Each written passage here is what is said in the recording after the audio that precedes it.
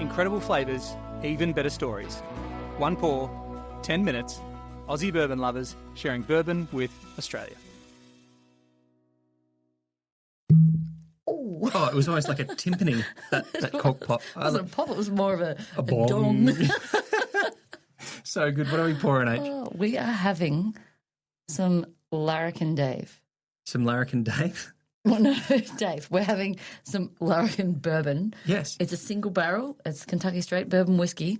And there's some exciting stuff about this particular bottle, Dave. This particular, so for people playing along who know what Larrikin is or are familiar with a little bit of this story, the bottle we're pouring is the Kentucky Bourbon Festival 2024 Distillers Row pick. So this is the barrel pick they did. And it's signed. It's signed by Greg Keeley, the master distiller, the main man. And you're right. There's not just one story. There's lots of stories. The first one. Can we? Well, let's start by cheersing. Obviously, cheersing to Larrikin. Cheers. Oh, it's so good. Delicious. When I do a podcast, I do it with Larrikin. It's not always true. Yes. No. I like that What does Larrikin mean, Dave? What is a Larrikin? Well, they've got a great description of it on their website, but a Larrikin is like someone who's a bit kind of free-spirited, plays by their own rules. Bit of mischief. Good fun. Yeah, a lot of fun. Funny, I would say funny. Yeah. What else is a Larrikin? Yeah, that's a great description. Yeah. But we know that because we're the Aussie bourbon lovers. But the amazing thing is that the majority of people who get to drink and enjoy this, because it's not available here in Australia yet. You can't get this one in Australia, even though on the label there's a kangaroo and it's made by an Aussie who... Greg Keeley, yeah. Yeah, Greg lives in Kentucky. Yep, and this is their mascot. What's his name? Do you remember his name? He's the kangaroo. The kangaroo, I don't know, but he's an Aussie mascot, so he's a Larrikin mascot.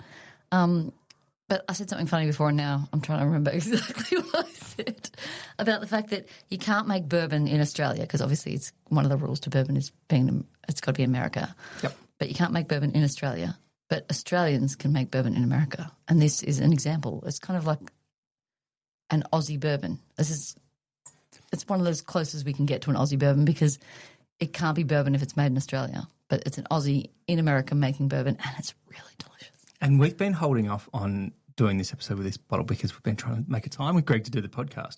But we've finally discovered that we're going to be able to do other podcasts with him. Yeah, we're going to meet him when we go to in Kentucky. KBF. Yeah. He's going to be at KBF and... so we're finally allowed to drink this and talk about it, which is so much fun. Because we've only got one bottle in Australia. I know, and it's there might be the only one here. It's almost bottle kill. Yeah, well, we've been holding on to that for the episode. We really love it. So the colours of the single barrel label are purple, and that is because, and this is unequivocally true, he's a Fremantle supporter. In fact, I think both he and Katie are Fremantle supporters. Yep. And they love Freo. And as a Hawthorn supporter... So the label's a fabulous purple. And I remember when we tasted them, the whole range at Kentucky Bourbon Festival, it was really, really difficult to pick one because we were limited on what we could bring home. We ummed and ahed about which was our favourite because they were all so good. Because sometimes when we taste a range, there's definitely a standout for us. And we're like, yep, we're taking that bottle. Whereas with the Larrikins, there was, they were all so good. But we chose this one because one of my favourite colours was purple. And the purple label is pretty. For me, it was about how good the juice is. This is an amazing bourbon. So delicious. So delicious. I say delicious way too much. No, it's 5 years old, but it drinks like very complex. And it's not. It's a really rich dark colour too. Yeah. Oh, look at that colour. It's amazing. Yep. So great. There's a handful of bourbons on our shelf, including some ridiculously expensive and hard to get ones that I think of as like really special pours, and this is one of those ones that I think of as this is a really special occasion. I can have a bit more of that, knowing that I'm not going to be able to get another bottle. Yeah, well, we know we're going back to KBF, so we're going to be definitely getting another bottle. Well, not of that, not of that though. Yeah, I know, but of a Larrikin, which you know is going to be good. But I do love the I'm sure it'll be as good. The getting low on a really good bottle. It's like. It's hard to finish. I always find it hard to finish because you want to make that goodness last a little longer. Yes. Couple of things about the story about us discovering Larrikin is that before they rebranded as Larrikin, which was during Kentucky Bourbon Festival in 2024, they were called Lawrenceburg Bourbon Company or Distilling Company. because that's where they are based. Yes. Lawrenceburg, Kentucky, right near Four Roses. And they said, we found out that they were Australian, so we sent an email saying, we didn't know there were Australians making bourbon. We didn't know this was a thing. And so we got all excited about it. And then we arrive at KBF that first day, and there is a ginormous, maybe let's call it 3-story high, inflatable kangaroo. And you couldn't miss where the Aussies were at the Bourbon Festival. Yeah, it was, and it's just like the biggest thing. Like you stare at it. It was very funny and cool, and then was the talk of the town. And then the juice was so good. Everyone was talking about this bottle and the bottle and bond that they were pouring. Yeah, as well. and they make really great gin too. I'm very excited to try that because I really like the label. There's a really cute wombat on it. You're not even that much of a gin drinker anymore. Fat Wombat, I think it's called. Yeah, Fat Wombat. It's got a really cute label, so I'm really excited to try that because I do like my G&Ts. But it's a fun thing, right? Because bourbon is such an American thing. So Greg's story is that he served in the Australian military, and then he served in the US military after that, and then after that he's kind of retired kind of transitioned out of the military into distilling, and it's such a cool story and a cool thing. And he is, I think, from what I've heard and know of him, he's a bit of a larrikin himself and a pretty cool character, and certainly making a splash in. His wife Katie's from the military in America as well, so it's like a veteran-owned distillery. Yeah, it says veteran-owned, veteran distilled on the bottle. Yep. Yeah, which is, another great story. You've got great bourbon with great stories behind it. Yeah, you really do. What is it about there's only a handful of people who are Australians who are doing things in the bourbon industry.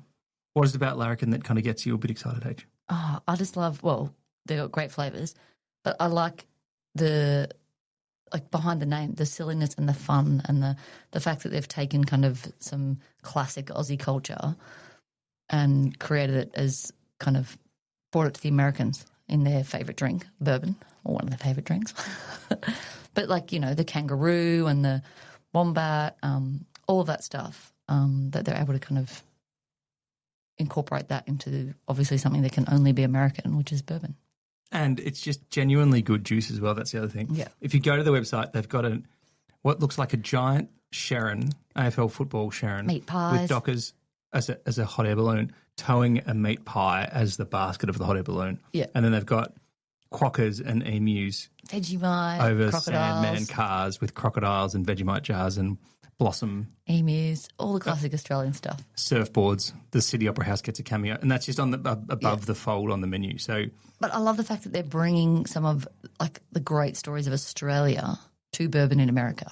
I think that's it's a great crossover. We can't make bourbon in Australia. We make good whiskey, but I love bourbon. And the fact that I can get almost like what you call an Aussie bourbon is really great. And that tastes really amazing. And they're great fun on socials. When I said when I do a podcast, I do it with Larrikin. They're doing some fun content. They're being kind of fairly... Yeah. If you follow us on Instagram, Dave did a very silly reel of all the fun things he does with the Larrikin. Oh, that's silly. It's just kind of joining in the fun. Yeah. But I think it's great to find this thing of there's a nice crossover of that thing. Because I actually think... What do you think about this one? I was thinking about this the other day. I was caught up with an old friend who's Scottish, but he doesn't drink whiskey. I thought he would drink Scotch, but he's not a Scotch drinker. Yeah. And I was trying to explain to him that I think that the bourbon culture has an inherently Australian characteristic to it. It's that mateship, I think. One of the things that really amazed me when we first went to Kentucky and started to get to know different distilleries and the people involved in making this amazing, delicious drink was that they didn't feel like competitors. They were all talking about each other's stuff and make sure you try theirs and they've got a really great one of these toasted ones or they've got a really good single barrel. And it was this really that camaraderie and mateship that it was I would say is a very classic Aussie thing.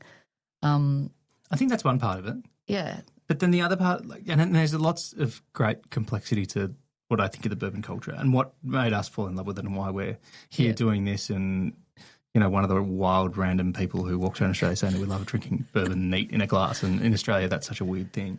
But the idea that you can drink bourbon exactly how you like it, that the distillers are trying to make it so you can enjoy it how you want it, it's just such a laid-back approach to what can otherwise sometimes be thought of as a really tightly wound, highly strung, A little bit snobby. kind of category. Whiskey's kind of like It's like, how do you have if it? Don't you're drink into it with that. And make sure you drink it with this. if you're into serious whiskey, you might be a bit more.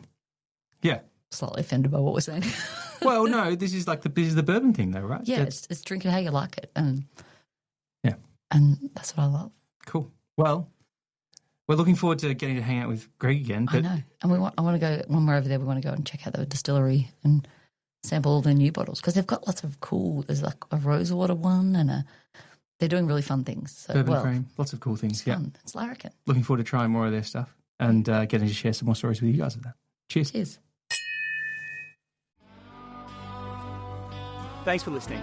Make sure you're connected with us on TikTok, Instagram and YouTube, and stay connected with us by clicking subscribe on your favourite podcast app.